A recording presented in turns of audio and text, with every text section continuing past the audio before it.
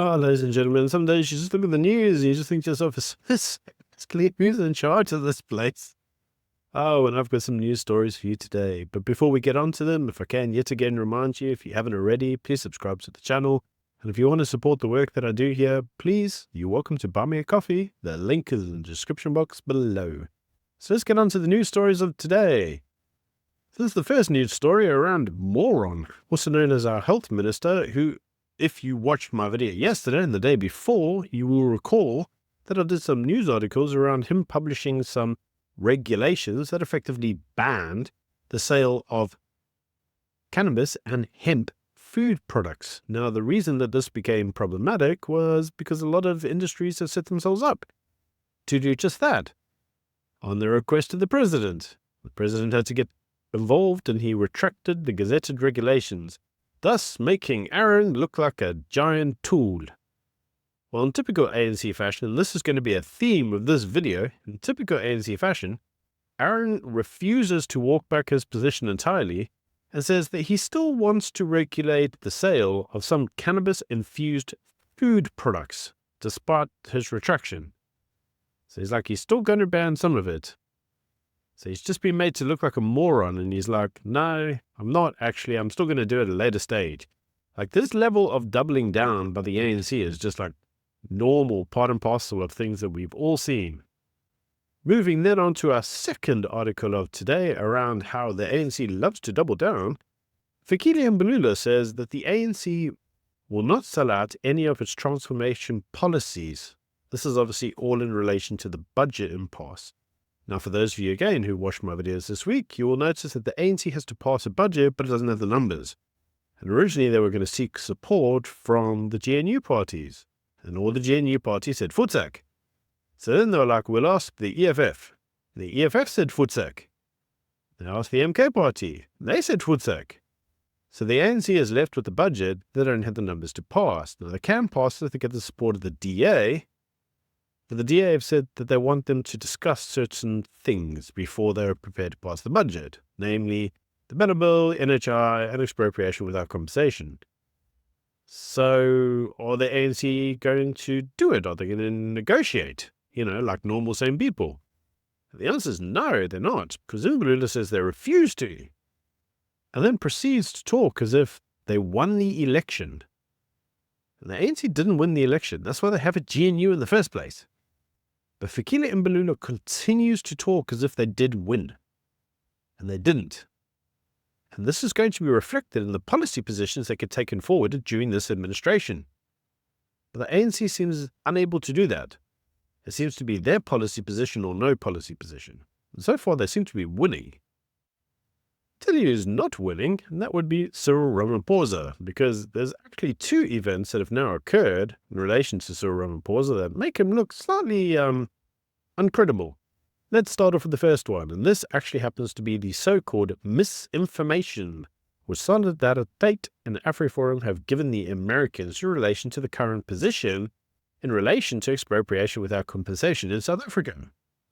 Now, this has been the subject of numerous videos, but apparently, according to the presidency, both organizations are now being reviewed by law enforcement agencies to see whether anything that they've done violates South African laws.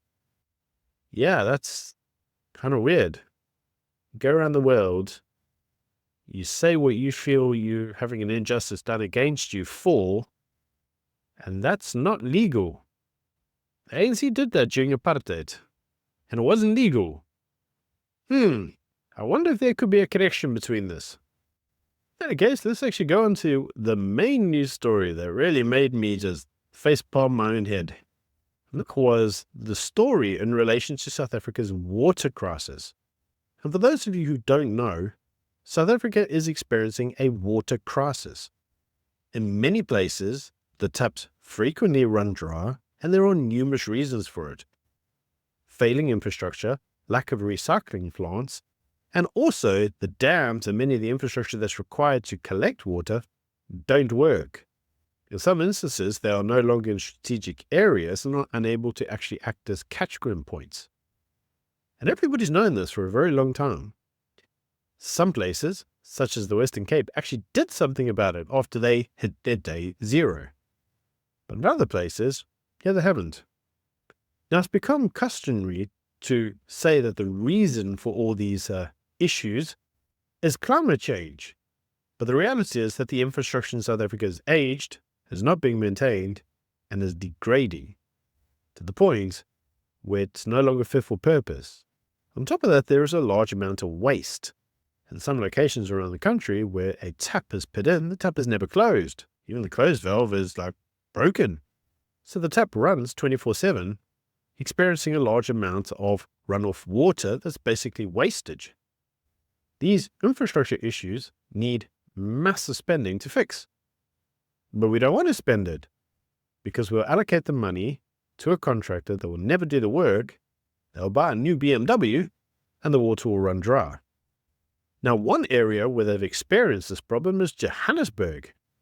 But we are assured by the Johannesburg mayor that there is no water crisis in Joburg, even though many areas have no water, frequently. And even where I live in Nelson Mandela Bay, the water is frequently on, off, sometimes on, sometimes off. Yeah, it gets quite frustrating to experience. So to say that there is no water issue is a lie. And that's good, because the president understands that if he said this, it would be a lie. And he says that actually the water situation in South Africa is, quote unquote, an emergency. And he himself says that the infrastructure, vandalism, leakages, and poor management are key factors causing water shortages. All of which are actually in his domain, because a lot of the municipalities are under his control, ANC control, that is. And all he'd have to do is get those people, deliver services, and we wouldn't have this problem. But they don't. And hold that thought, because we're going to talk about that in a sec. Now, you see, Ramaphosa elaborated on this further and said that actually water should be coming out of taps and not from tankers. Wow, rocket science. Something that many European countries sorted 300 years ago. But anyway, you see, the reason that Ramaphosa is highlighting this is because in many areas, water is delivered now by tankers and not taps. Because as we've been told numerous times, there's taps there, but there's no water. And it's very amusing because the ANC, when this is highlighted to them, doubles down, typical double down, and says, yeah, you're lucky because the ANC gave you a tap. Well, water was optional. Slapped. As if that's what you wanted. Yeah, we have a tap. No water, but a tap. Wow, progress. In any case, a lot of water in those areas are delivered by tankers. And there is an argument that potentially these suppliers who supply the water via the tankers may be the very ones causing the vandalism. Because the contract to supply the water via the tankers is very lucrative to them. And so it's highly possible that they're actually breaking the infrastructure so that they can supply the water. This happens all around the country. We are seeing numerous instances. There's other allegations that, taxis may be destroying the railway. Because then you have to use the taxis. And they also say the same thing about taxis and buses. And lorries and the railway. There's a number of these industries that destroy other industries in order to protect their own industries. And that's what's happening with water. But water is a critical component to life. And if you don't have it, you die, fairly quickly. So it's not a laughing joke.